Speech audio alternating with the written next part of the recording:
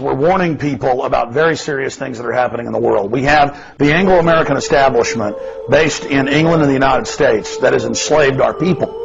And they are using our wealth, our military, our name to carry out this globalist empire, this unipolar world, instead of having a multipolar world. And in the PNAC documents, Dick Cheney, the Vice President and others, called for a new world order or a global government controlled by the United States and England, but at the expense of the American people. This is an engineered implosion, and now out of it, the Anglo-American establishment based in London, D.C., and New York has announced what we said years ago they would announce. They need a global consortium run by central banks worldwide who then set the price of currencies, or a global currency worldwide, giving them total control. So they engineer the crisis. They create the problem, regardless of whether it was on purpose or not. We know it was. But regardless, they create the crisis, and then they come in and offer the solution, which is giving them unlimited capital, unlimited control, unlimited power over world markets to now create a tripolar, a global currency regulated and controlled by them.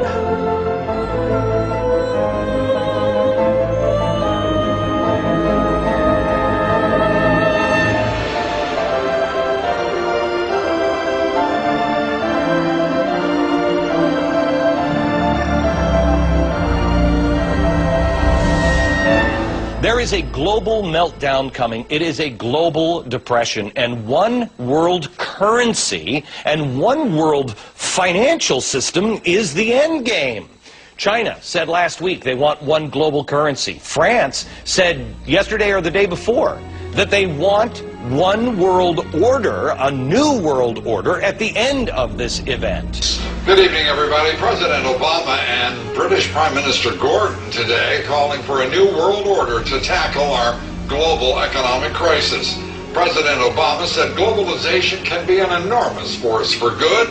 Prime Minister Brown again pushing for what he calls a global New Deal paid for by the United States. F.A. Hayek won the Nobel Prize in 1974 for basically saying that if you have a central bank like the Fed that's established by the government, has all these government-granted monopoly privileges, and it forces interest rates below the level that the free market would have set them, it sets the economy on an unsustainable boom. It sets investors out on investment trajectories that cannot be completed. There aren't enough resources to complete them.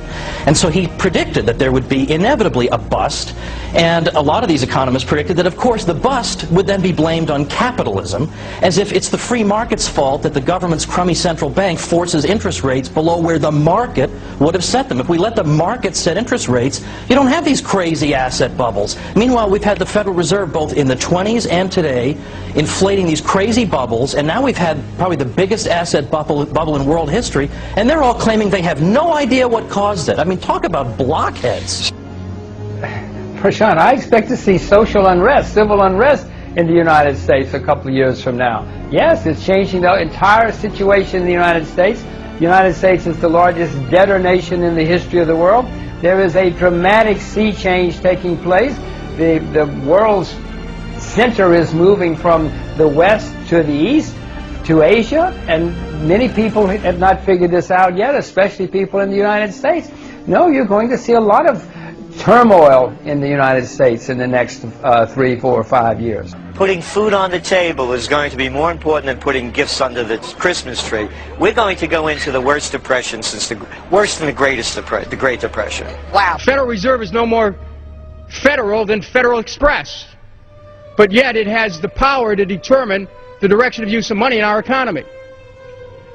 If we could take that power back and put the Federal Reserve under Treasury, we start to be in a position of being able to control monetary policy on behalf of the United States people. Here's where we were in September last year. But then the Treasury decided we need to start printing more money. This hockey stick should take your breath away. This is devaluing our money. We have pumped all of this money in and devalued our money. How is it not going to be worthless? This has never, ever been done by anybody ever before. Who owns the Federal Reserve? It's secret, and we can't find out what's happening. So, but the Congress created it, and it's not authorized in the Constitution. The government borrows money from a private corporation using the name Federal that prints United States on it, and then it pays back to the Fed, which is owned by private banks. We don't know who all those private banks are. The money that the government is paying back to the private bankers is the money that comes from you and me. I think it begins with our own central bank, the Federal Reserve, which 4 years ago created excess liquidity, created excess money. That created global excess liquidity, started a commodities boom, and really destructively spilled over into the housing market, where everyone figured, why not let lending standards come down? Because after all, housing prices always go up, don't they? So that started it. This is America. How many of you people want to pay for your neighbor's mortgage that has an extra bathroom and can't pay their bills? Raise their hand. How about we all? President Obama, are you listening? The year is 2014. Many Americans are feeling disenfranchised. People are isolated from their political leaders. They've been betrayed over and over and over again. Internet connects like-minded people, and the Bubba effect, a rise in individual militias. Give me the, real quick, how much are taxes in our scenario of 2014 to pay for all the stuff that we're doing? How much are taxes? We tried to pay for all of the spending we've done, and just the last 18 months with higher tax rates, the Heritage Foundation and other groups have estimated the tax rates at the top would have to go to 80, 90, perhaps even 95%, which means that 95% of everything you make would have to go to the government just to pay for what we've already spent money on. Gerald, what happens to the people when you start taxing?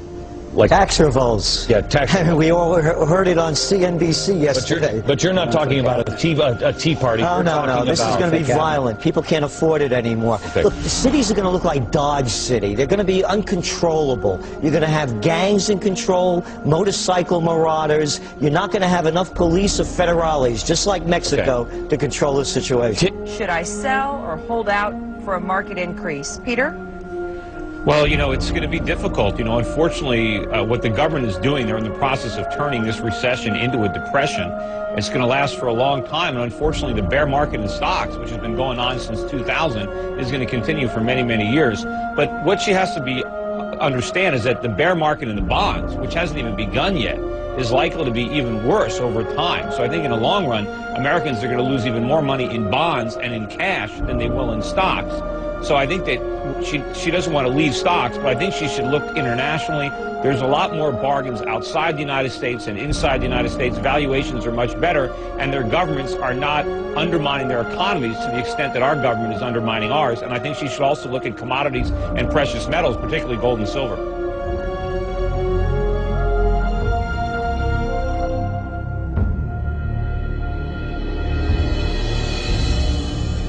Tea Party protests are erupting across the country.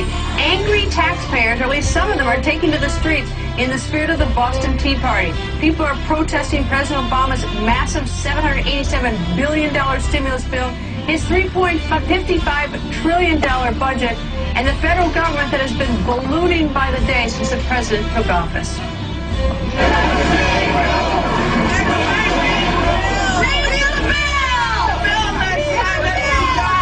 I don't believe it's responsible of the president to vote for to sign bills that have not been read by Congress. I believe it's totally misrepresenting what this country stands for, and I'm not going to stand for it. So I'm out here with everybody else.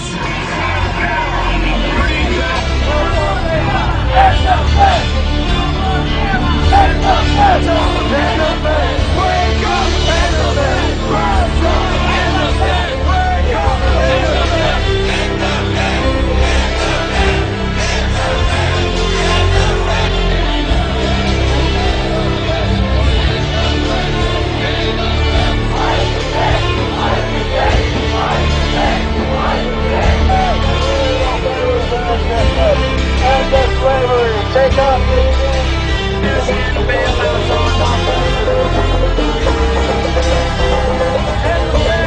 We got news for you, criminals.